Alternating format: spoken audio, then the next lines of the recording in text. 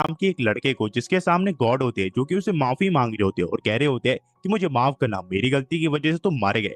पर तोया कहता है कि कोई बात नहीं। पर तोया फिर पूछता है कि अब उसके साथ क्या होने वाला है, तो गॉड उसे बताता है कि कुछ कारण की वजह से वो उसकी दुनिया में से दोबारा से रिकार्नेट नहीं कर सकती। इसी वजह से उसे दूसरी दुनिया में जन्म लेना पड़ेगा। तोया इस चीज के लिए एग्री कर जाता है। गॉड फिर उसे कहते हैं कि इसके अलावा उसकी कोई विश है तो वो मांग सकता है। तो तोया उन्हें कहता है कि मुझे मेरे स्मार्टफोन के साथ आप दूसरी दुनिया में रिकार्नेट कर सकते हो क्या, जहाँ पे मैं इंटरनेट चला पाऊँ। तो गॉड उस चीज के लिए एग्री कर जाते हैं। गॉड फिर उसे कहते हैं कि तुम इसको अपने साथ ले जा सकते हो। तो या फिर गॉड से पूछता है क्या इस फोन के द्वारा मैं अपनी दूसरी दुनिया में कांटेक्ट कर पाऊंगा। पर गॉड कहते हैं ऐसा बिल्कुल भी नहीं है। वो गॉड को कॉल कर सकता है पर अपनी दुनिया में दोबारा से कॉल नहीं कर सकता। तो तोया इस चीज के लिए एग्री कर जाता है, जिसके बाद तोया को गॉड दूसरी दुनिया में रिकार्नेट कर देते हैं। जब तोया की आंखें खुलती है तो वो दूसरी दुनिया में होता है। उतने में उसके फोन में गॉड का कॉल आ जाता है, जो कि उसे बताते हैं कि तुम्हारे फोन में मैंने एक नेविगेशन मैप डाल रखा है, जिससे तुम कहीं भी जा सकते हो, जो कि तुम्हारे लिए काफी कन्वीनियंट है। तो या फिर अपने मैप का यूज करते हुए आगे वाले विलेज की तरफ बढ़ने लग जाता है। पर उतने में एक कैरेज उसके सामने रुकती है। उसमें से एक आदमी निकलता है, जो कि कहता है वो उसके कपड़ों में इंटरेस्टेड है, यानी कि वो तोया के कपड़े खरीदना चाहता है। तोया इस चीज के लिए हाँ कर देता है, जिसके बाद वो आदमी तोया को कैरेज में बिठा के अपनी शॉप की यहाँ ले आता है। तोया देखता है ये एक कपड़ों का व्यापारी है। ये व्यापारी तोया को नए कपड़े दे देता है और उसी के साथ उसे कुछ गोल्ड कॉइन्स भी दे देता है। जिसके बाद तोया यहाँ से निकल जाता है ताकि वो होटल की तलाश कर सके। पर उतने में इसे कुछ आवाज सुनाई देती है और वो देखता है कुछ लड़के मिलके दो लड़कियों को परेशान कर रहे होते हैं। दरअसल ये लड़कियां कुछ क्रिस्टल का बेच रही होती है, पर ये लड़के उसका सही दाम नहीं लगाते और एक सिल्वर कॉइन देख के यहाँ से जाने लग जाते हैं। पर उतने में तोया आता है और कहता है कि मैं इस चीज को तुमसे एक गोल्ड कॉइन में खरीदना चाहूंगा। वो लड़के इस चीज के लिए हाँ कर देती है, जिसके बाद तोया एक पत्थर लेता है और इस क्रिस्टल की चीज को तोड़ देता है। उतने में इन दोनों लड़कों को गुस्सा आ जाता है, जो कि तोया के ऊपर हमला कर देते हैं। पर भेजने से पहले तोया को गॉड ने काफी ज्यादा पावर दे रखी होती है। इसी वजह से तोया इन दोनों को बहुत ज्यादा पीटता है। जिसके बाद तोया इन दोनों लड़कियों से बात करने के लिए जाता है और उन दोनों को एक गोल्ड कॉइन देता है उनकी चीज के बदले में। जिसके बाद ये दोनों लड़के इसका शुक्रिया करती है और साथ ही साथ अपना नाम बताती है। एक का नाम होता है लिंजा और दूसरे का नाम होता है एलजी। तो ये अपना नाम बताता है और कहता है वो एक होटल को ढूंढ रहा है, जहाँ पे वो कुछ महीने के लिए रुक सके। क्या उन दोनों को कुछ पता है? तो ये दोनों लड़कियां जहाँ पे ये दोनों रुकी हुई है वहां पे तोया को ले आती है। तोया यहाँ पे एक महीने के लिए रेंट पे रूम ले लेता है। लेंजी और एलजी इसको बताती है कि वहां पे लड़ाई किस लिए हुई थी। जिसके बाद तोया पूछता है क्या उन दोनों को कुछ जगह पता है जहाँ पे वो पैसे कमा सके। तो ये दोनों लड़की कहती है कि तुम एडवेंचर गिल्ड में हमारे साथ आ सकते हो। तोया को ये एडवेंचर गिल्ड में रजिस्टर करवा देते हैं। जिसके बाद तोया एक पोस्टर को देखने लग जाता है, पर तोया उसको पढ़ नहीं पा रहा होता क्योंकि वो उस दुनिया का है नहीं। तोया फिर लिंजे और एलजी को कहता है क्या वो दोनों उसके लिए मिशन चुन सकती है क्या, क्योंकि यहाँ की भाषा उसे आती नहीं। एलजी तोया को कहती है उसे चिंता करने की कोई जरूरत नहीं है, वो उनके साथ मिशन में आ सकता है। तोया इस चीज के लिए हाँ कर देता है।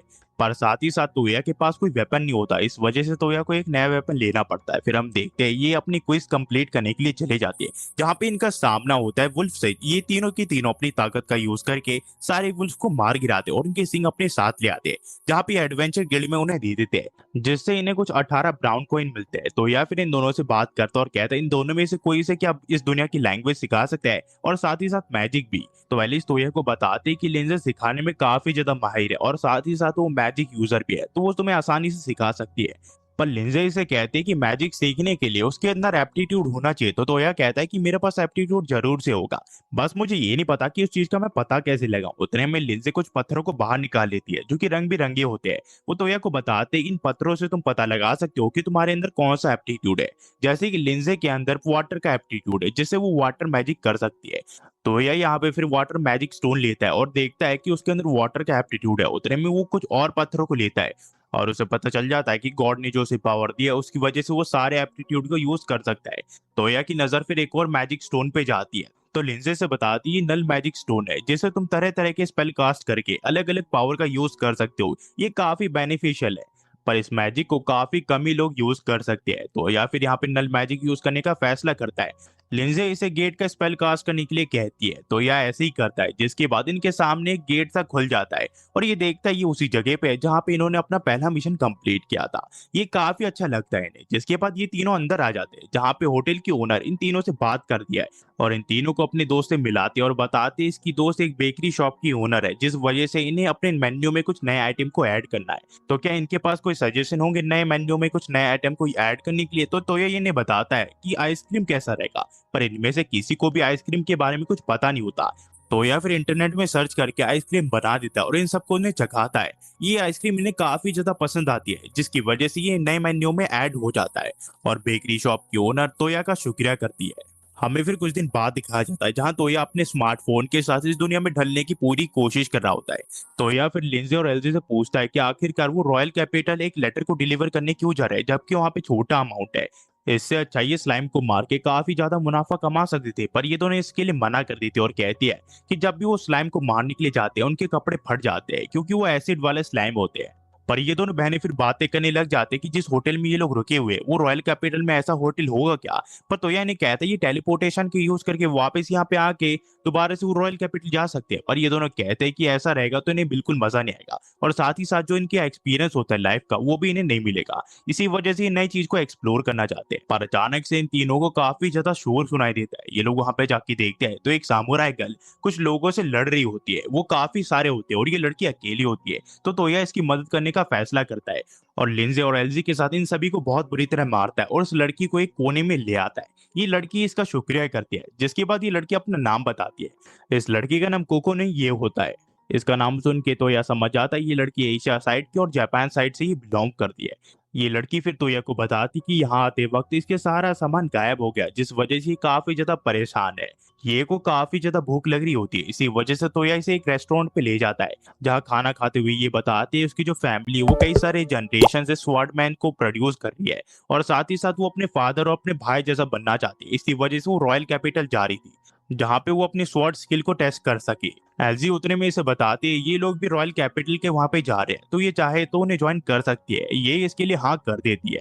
ये सब फिर रॉयल कैपिटल के लिए घोड़ा गाड़ी में निकल जाते हैं, जहाँ ये को घोड़ा गाड़ी चलाना आता है। तो यह इस चीज के लिए उसकी काफी ज्यादा तारीफ करता है। उतने में लिंजे इसे नल मैजिक वाली बुक देती है, जिसमें तरह तरह के स्पेल लिखे होते हैं, जिसमें से तोया एक स्पेल को कास्ट करने का फैसला करता है, जिससे वो किसी की भी चीज चुरा सकता है। तोया स्पेल कास्ट करके री की रिबन को अपने हाथ में ले लेता है। फिर ये लोग साइड में कैरेज रोकते हैं और ये कि रिबन को उसके बालों में वापस से बांध देते हैं, या फिर एक और नल मैजिक का यूज करता है, जिससे इसकी सुनने की और देखने की शक्ति काफी ज्यादा बढ़ जाती है।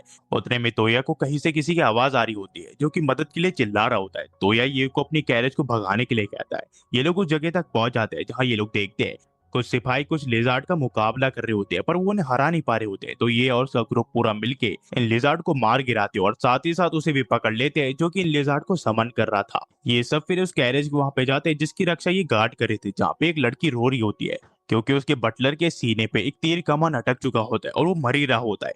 सबको लगता है उसका बचना मुश्किल है। उतने में तो ये यहाँ पे अपनी स्किल का यूज करता है, उस लकड़ी को उसकी छाती से बाहर निकाल लेता है और अपनी हीलिंग की स्किल की मदद से जहाँ पे उसे चोट लगी होती है वो उसे रिपेयर कर देता है। ये सब फिर तोया का शुक्रिया करते हैं, जिसके बाद बटलर इस छोटी सी बच्ची का इंट्रोडक्शन देता है, जो कि बेटी होती है ड्यूक क्यूर्नी या ऑल्टन डे अल्फ्रेड की। इस लड़की का नाम शूशी होता है। ये नाम सुन के सभी इसके सामने झुक जाते हैं, क्योंकि ये किंग के भाई की बेटी होती है। ये नाम सुन के ये सभी के सभी इसके सामने झुक जाते हैं। तोया इनसे पूछता है कि आखिरकार ये इसके सामने क्यों झुक रहे हैं, तो ये तोया को बताती ये दरअसल किंग के भाई की बेटी है।